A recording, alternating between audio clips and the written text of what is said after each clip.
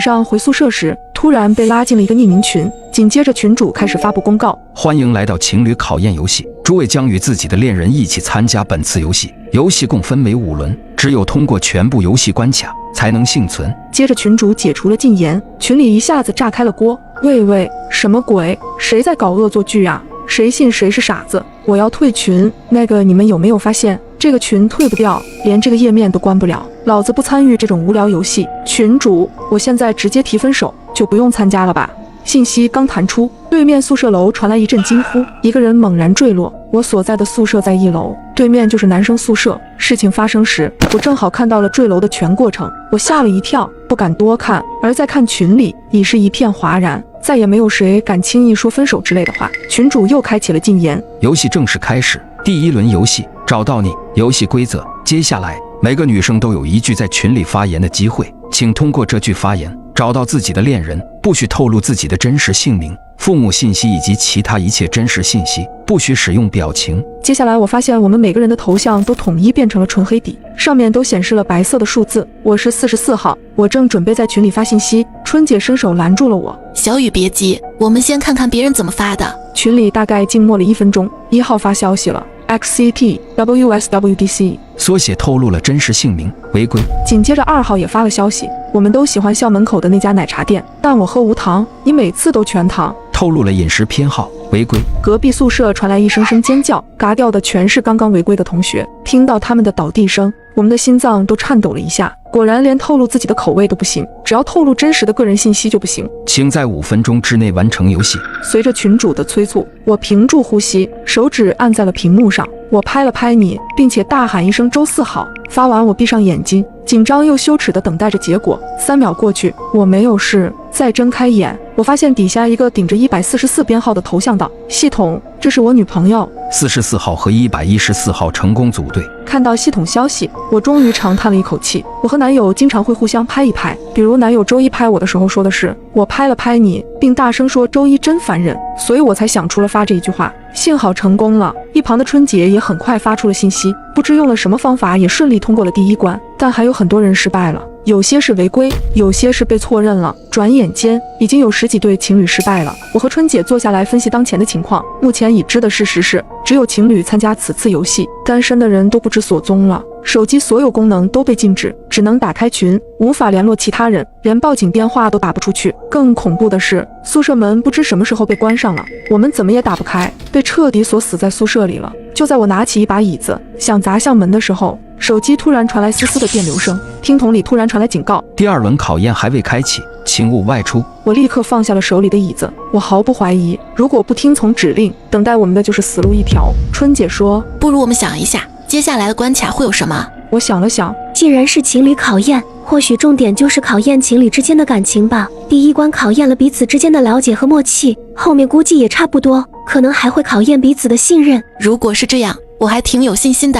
春姐说着，有些温柔地冲我笑了笑。如果是比情侣感情的话，春姐一定是最后的胜利者。她和她男友是从小一起长大的，认识了10余年，又考上了同一所大学，平时连架都不怎么吵，是我们眼中的神仙眷侣。这个时候，群里又弹出消息：第1轮游戏共淘汰15对情侣，恭喜剩下的35对情侣进入第2轮游戏，想见你。游戏规则如下：1. 女生进入男生宿舍寻找自己的男友； 2. 男生不能给出任何提示； 3. 女生找到男友后上前握手； 4. 握手5秒即代表女生确认选择，如若选择错误，则女生挑战失败。咔嗒一声，宿舍门开了，我和春姐走出了宿舍。走廊里，我们又碰到了几个不认识的女生，每个人都脸色惨白。对面宿舍楼的大门自己打开了，一股阴冷的气息迅速弥漫开来。走廊里30来间宿舍门齐刷刷打开了一道窄小的缝，所有男生都被蒙上面，还戴上了黑色手套。很显然，这是让我们通过伸出的手臂来找出人，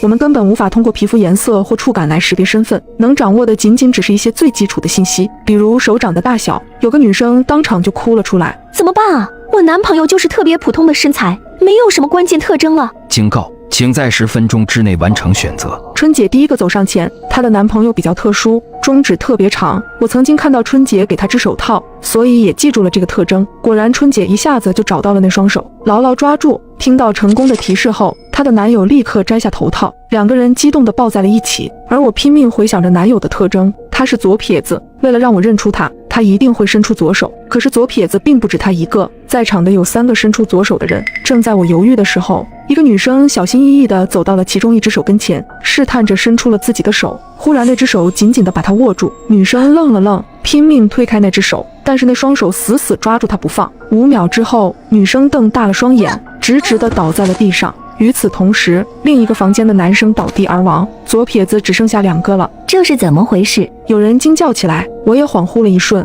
但很快想起来了，群里的规则说过，如若选择错误，则女生挑战失败。因为男生是被动选择的一方，所以按照规则，如果女生选择错误，他们并不会死，只有做出选择的女生以及她的男朋友算作挑战失败。所以刚刚女生和她的男朋友死了。如果是这样，那么当门后面的男生发现女生不是自己女朋友的时候，可以故意拉人去死。如此一来，等于排除了错误选项，增加了己方的选中概率。看到这一幕，周围的人也都反应了过来。他是故意的，他阴了吧？有些人忍不住大叫：我受不了了，我不想再玩这个破游戏了，我们大家能不能团结一点，这样互相残杀，最后谁都是受害者。可是生死关头，人人自危，嘎人之举更是激起了许多人心中的癫狂，有更多人开始效仿。果然很快我们听到了又一个女生惨叫，再接着是第3个、第4个，不断有人炮制这个策略，而我目不斜视地朝着一个人走去。在其他女生握手的时候，我注意到这个人是唯一一个没有使用肮脏手段，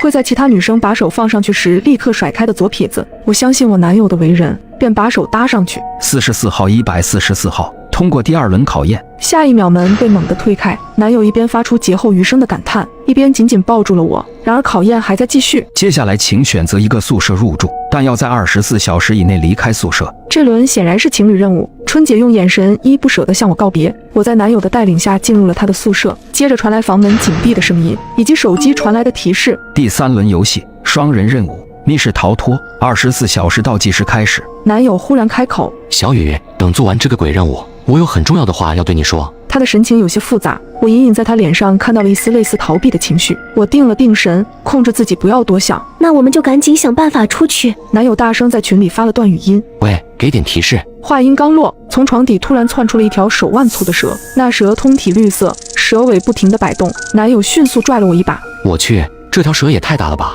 这个颜色一看就有毒。那蛇趴在门前一动不动，像是一条看门蛇。看来任务的关键就是打死它，这样我们就能出去了吧。这时手机又震动了一下，系统消息提示：蛇在咬人之后自己也会死亡，本轮可单人通关。我们面面相觑，难道系统的意思是非要让我们死一个人不可吗？系统不会出这么无解的题，但是它的确提供了其中一个解法，而且我知道很多人会这样做，但我们都不会。我点点头。所以我们要联手把它打死。男友皱眉道：你好好待着吧，这条蛇交给我。男友在床上翻翻找找，摸出了一把水果刀。男友举起刀，死死盯着那条蛇。我看到他的身体在微微颤抖。我在了解男友不过了，他最害怕蛇这种动物了。而我在群里看是否有新的提醒，没想到的是，有人在群里用鸟语打字，是春姐。我和春姐都选修过鸟语，此时她在群里使用鸟语，一定是想对我传递不好被其他人得知的信息。我仔细拼读着：小雨，人心可怕，你要当心小圆。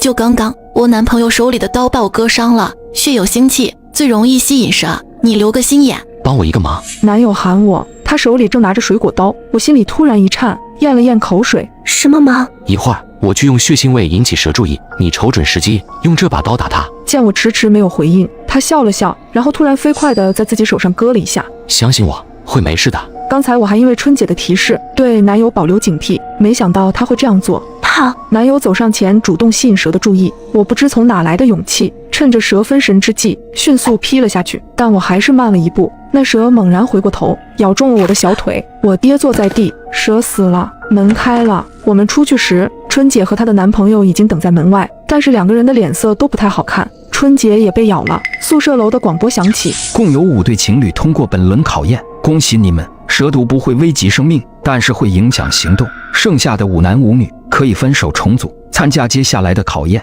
难怪上一轮可以单人通关，原来系统一开始就打算进行分散重组。现场的人立刻蠢蠢欲动起来。春姐的男友对着受伤的春姐冷静说：小春，分手吧，你别怪我。然而春姐很快轻声答道：好啊，我知道你是爱我的，你不会怪我的，对不对？我们有10年的感情，你一定希望我活下去。然而他话音刚落，突然被春姐一刀刺穿了胸口。嘎掉男友后，春姐又把刀捅进了自己的心脏，我眼睁睁看着她在我面前倒下。虽然我不知道春姐在那个房间里经历了什么，但我知道春姐10年的爱情也没经受住考验。或许因为春姐的死，接下来没有一个人要再换恋人。突然广播声响起，恭喜你们通过第4轮游戏，极限选择。本轮游戏为隐藏游戏，自动放弃恋人的人将无缘参加下一轮游戏。接下来，让我们迎接最后一轮游戏——真心拷问。我们来到一间会议室，中间放着一把椅子，前边是一个巨大的显示屏。这时广播再次响起，这把椅子连接了测谎仪，如果坐在椅子上撒谎，将会立刻被赶。第一位37号，一个女生坐了上去。第一问：你是否出过轨？现场所有人都倒吸一口凉气，谁也没想到一上来就问出这样的问题。女生颤颤巍巍，过了几秒后，她回答：否。